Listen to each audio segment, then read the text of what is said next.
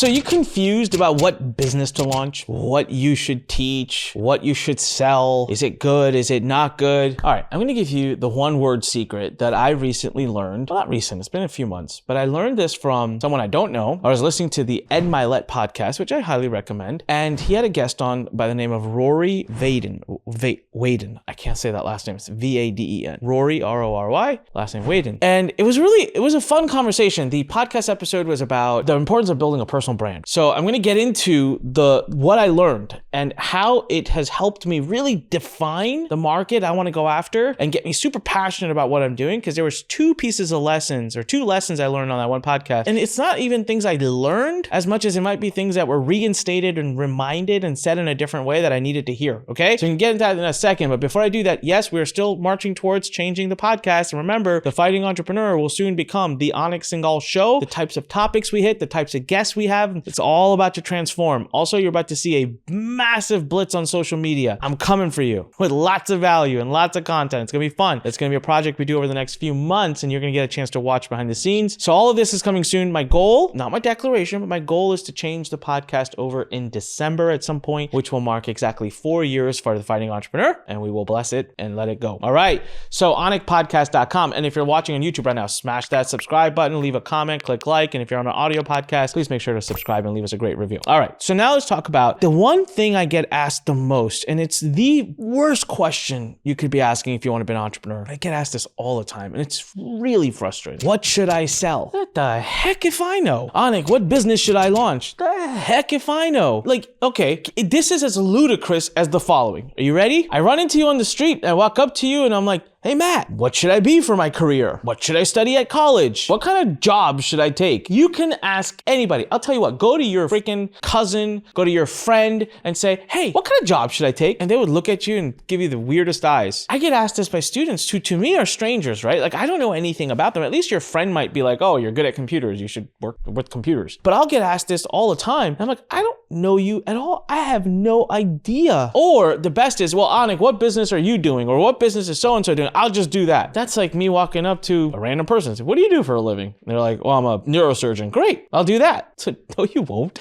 I know you're laughing right now, but it's seriously that ludicrous, right? We go through years of finding ourselves, or whatever you want to call it, to pick a career. And many times we get it wrong and we have to like go back and redo it. And many of us don't go back and redo it, and we spend the rest of our lives miserable, right? I'm not one of them. But you growing up, you get experience to all these different things in high school. And I still think it's too soon in college to try to get someone to commit to their future and pick a career. That's a whole nother topic. But then you go through 4 years of college. Sometimes a lot of people switch around during that time because you're tasting different types of things and don't like it. And a lot of us go to college, get a degree, and then not a lot of us, I didn't do it. A lot of you will go get a master's degree. So like you continue to study and seek and look and find. And why is it that we think we can pick a business we want to launch in like 13 seconds? It's so nuts. I'm going to sit around today, and one day I'm going to figure out the best business I should launch. No, businesses are living, breathing organisms, man. They require you to do a full dissection of your strengths, your weaknesses, things you like, your assets, your liabilities. Who do you have? What's your network? There are so many things. And I can tell you right now, I've never done a business that I wasn't passionate about or didn't like. Now, I may have done businesses that I wasn't passionate enough about. That's a separate topic. So I'm listening to this episode, and Ed Milet said something, and then Rory backed it up later with something else that really was an amazing moment. And I think that everyone needs to hear it. And I continue to want to give them credit because that's where I got it from. So Ed Milet said this line. He said, and I'm going to mess it up, all right? So I'll paraphrase it. But he basically said, we're best to help those who we used to be. Something like that. I totally butchered it. He says it better. Think about who you were. Think about who you are. The person who you're best set to serve, the person who you used to be. Think about that. So for me, I'm probably best set, I guess, to serve a hungry entrepreneur just looking to get started, no background, no information, no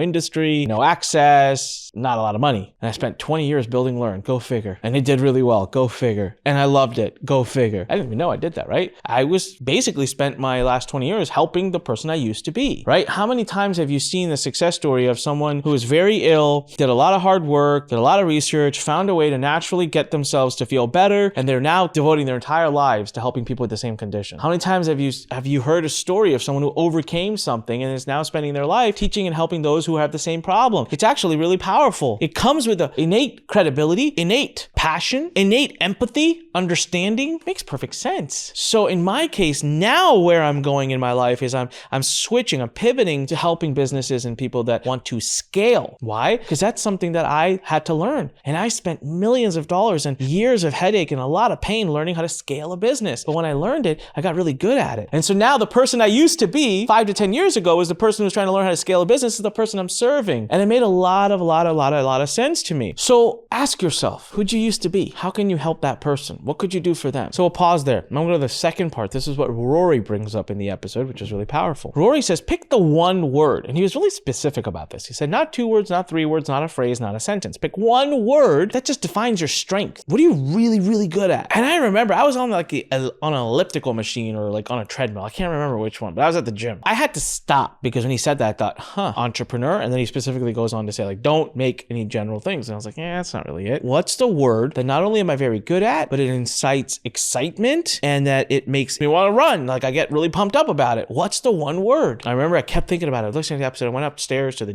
weightlifting room and I'm like, man, like this is hard. And I think that was what was so brilliant about the exercise. Right? It was hard. It wasn't necessarily easy. And then it came to me. I already gave the word to you earlier, by the way, in this episode, but it came to me. I said, the word is scale. That's it. It gets me pumped, gets me excited. I'm damn good at it. And there isn't enough information, if much at all, out there about it. And there's a lot of people that want to learn it. So they talk about defining your market in that episode too, which was probably the hardest thing I've had to do. Because in my head, I'm like, well, if I'm only going to teach people to scale their business, that means I need to find people that already have this type of business. Man, there can't be that many of these people out there. You know what I'm learning in the last few months that I decided to make that effort to literally just devote myself to that market is there are tons of people like that out there, tons and tons. And when I talk to them using the words like scale and I talk to them the way I wish someone talked to me 5 to 10 years ago, their eyes light up, their ears perk up, they're excited, and they're, well, ready to buy. The exercise I want to give you today is I just want you to go away from this episode thinking about who did you used to be that you could serve today? And what's the one word that defines a strength and passion of yours that you feel like you could really make the core word around the business and servicing that you offer? Powerful stuff. I hope it really helps you. And again, you can go ahead and see the original episode. Go look up Ed Milet, Rory Wade, and I think they've only done the one episode, but basically it's called like the importance of building a personal brand or something like that. You can hear the whole episode. All right. This is Anik Singal reminding you when life pushes you, stand straight, smile, push it the heck back, click subscribe, click the like button, leave me a comment. Come on. And if you're on an audio platform, make sure you hit subscribe there too. Leave us a great review. Help this podcast start climbing back up those rankings. All right. Remember, just a few weeks away from when it'll be the Anik Singal Show. Talk to you guys soon. Love you. Take care. Be safe. Keep fighting for those dreams. Talk to you later.